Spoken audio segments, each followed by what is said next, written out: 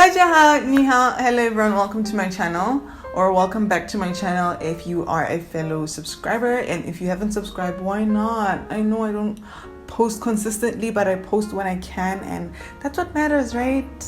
Okay, so I want to apologize for the lighting in advance because the sun is just sort of just going in and out of the clouds, and it just doesn't want to make its mind and doesn't know that I'm filming, and it's just being disrespectful. But whatever, I hope you don't mind. I do have a video on this, but I've been getting a lot of questions lately, I think because of the September intake. So I'm going to make an updated video because there are some things that I did not say in the previous video, not the previous video, in the original video of what to pack to China.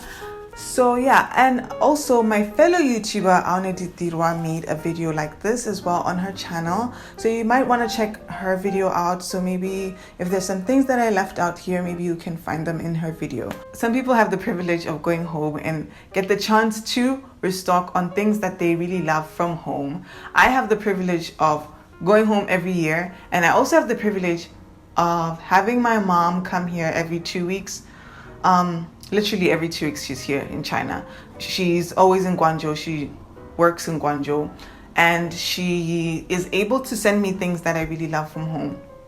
But some people just don't have that chance. Some people are here for like 4 years, 4 to 6 years even, and don't have the chance to go home. Some people cannot even afford the whole, transporting stuff from home to here. It's really expensive, to be honest. And it takes a long time too. So in this video, I'm going to show you some things that you can replace with the things that you're currently using. And the things I'm going to show you are for sensitive skin, so that it doesn't really affect your health or your skin in any way. Like I said in the original video, when I came to China, I had 2 huge bags of so many random things, so many things I did not end up using because they ended up expiring. Things such as soap. What did I pack? Soap. A lot of soap. I packed a lot of soap. I don't know why. People tend to just pack a lot of random things that they don't need because they don't know what to expect here. So I'm going to help you out in this video. I know a girl in my class ended up packing pots. Yes. Pots. Pots. You cannot pay me enough to lie about this. It's just that people don't know what to expect. So in this video, I'm going to help you on that, okay? We're going to pack things together. We're going to pack things that you need. But if you really do love it, you don't need to pack it. You can pack maybe a 2 or 3 month supply of it, and then when you come to China, you can look for it in the shops and maybe use it for a week and see if it's exactly the same. Also, you can find the Dove soap or the soap that you use. Make sure that the soap that you use is accessible in a way. You guys can use Taobao.com and search the soap that you're currently using that you really love and see whether it's actually possible to find on Taobao before coming. So you do have the privilege of looking through Taobao. Maybe you can search a few things that you are currently using and see whether they're available on Taobao. So I use the Dove soap, and I used to use the Dove deodorant as well, which ended up finishing. So yeah, with toiletries, you can find the soap that you need. If it's something that is not like a rare soap, like I said, you can search it on Taobao to see if it's actually available, and if it's not too expensive for you, if the prices don't really differ from the prices from your home country. So yeah, another thing that you don't need to really pack is face scrub and face wash. Or should I say for me? Anyways, I use the Garnier 3-in-1. My mom used to bring it for me every 4 or 5 weeks for me. But there was a time she couldn't come to China and I really needed it. Mine was about to finish. So I ended up looking for it on Taobao and I found the exact same one. And this one came from Russia. Price difference wasn't like really too much, so I ended up buying it, and it worked exactly the same. It wasn't fake, it wasn't, and that's the thing, people just people don't want to buy things online because they feel like it's kind of fake. I know some things are fake, but there are some things, there's a way you can tell. I don't know if I should make a video on that. You can see from the reviews, you can see from the pictures where exactly where exactly the shop is buying these stuff. So I was able to see that the face wash, the face scrub was bought in Russia. I think the things that I'm talking about now, I would advise you to buy maybe a 6-month supply, or pack a 6-month supply, and then maybe when you're here you can maybe find something that can replace whatever you're using, or you can find the exact same thing that you're using right here in China. There are sanitary pads here in China. I used to use the Cortex one from home, but when I came here I found it was very expensive. The price difference was just too much. So I ended up switching to a Chinese brand which is called ABC. It's cotton sanitary pads, just like the Cortex one, so it works the same. I also use OB, which is a good brand of tampons, and ABC, which is a good brand of sanitary pads. So I got you, girls. Another part of your toiletries is deodorant. Deodorant is available in China, okay? I used to use, what did I used to use? I used to use Nivea. I use Dove. I know deodorant, I think deodorant is quite expensive in shops here in China. In Watson's, a shop here in China called Watson's, it's kind of like Clicks or Boots. I know the deodorant there is quite expensive, so I buy my deodorant online. The exact same deodorant that I usually use, I buy it online for the same price that I can find it at home. So deodorant is fine.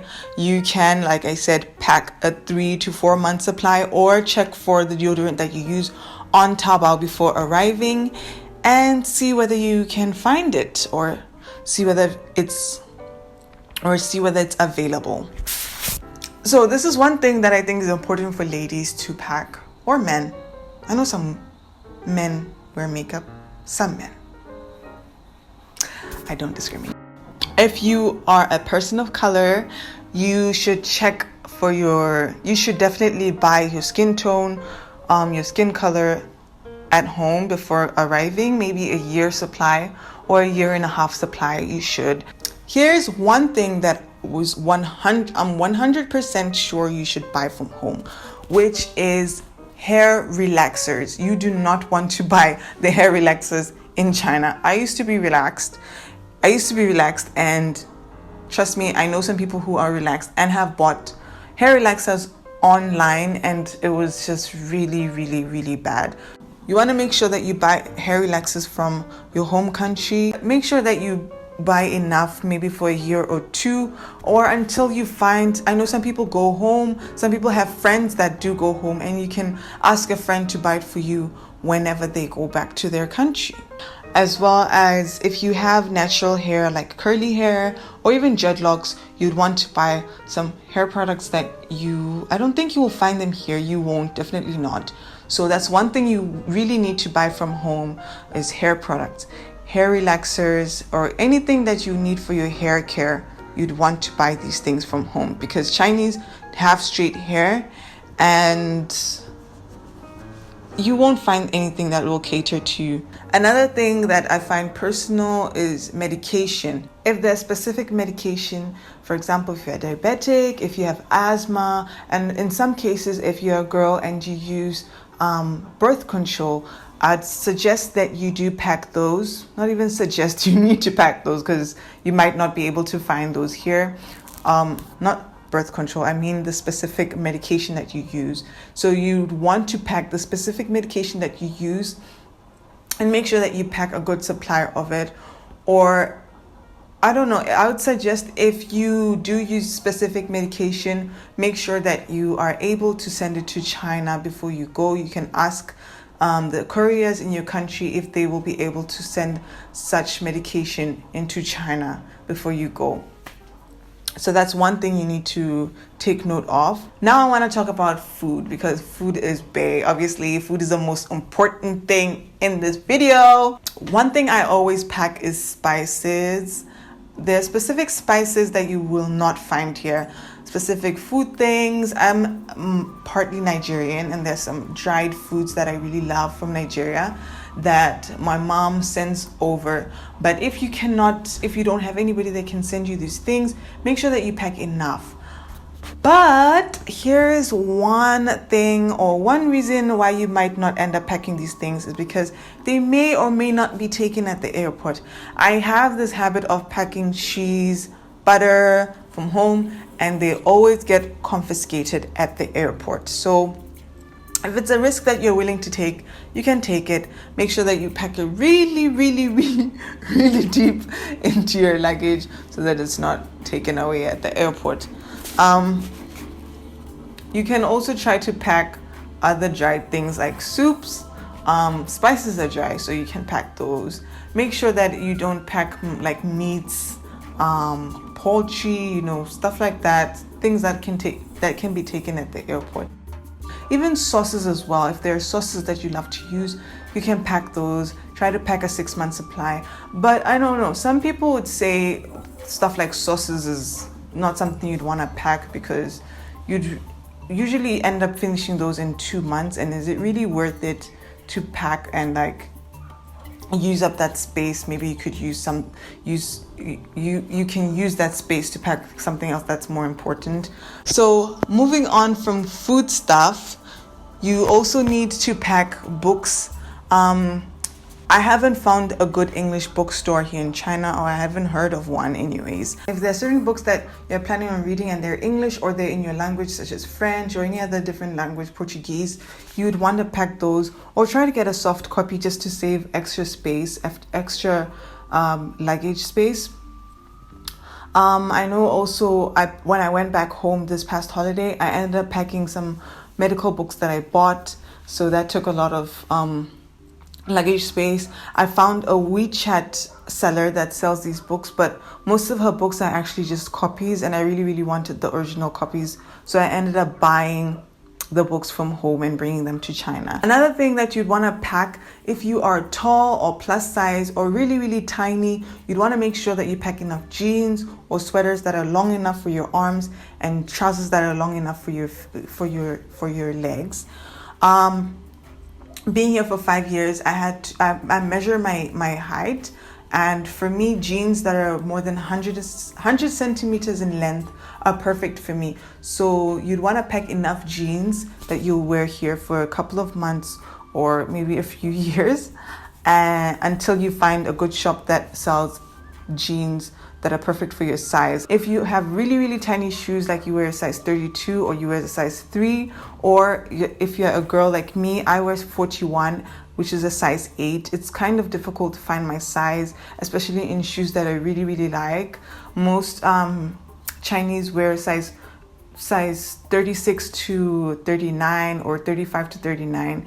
And I wear 41. So the same thing applies to guys. If you feel you have big feet, I know guys, shoes usually end at maybe 46 or 47.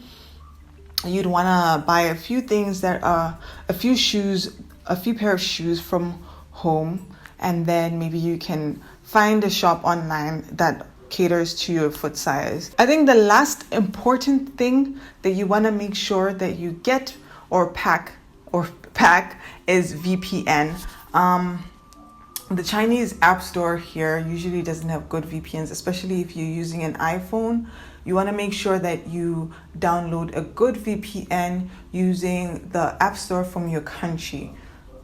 The Chinese app store has literally deleted all the best VPNs. So make sure you download a very good VPN before you arrive. I hope I was able to help you guys in packing and thinking of what to pack to China, and I will see you in my next video. Bye.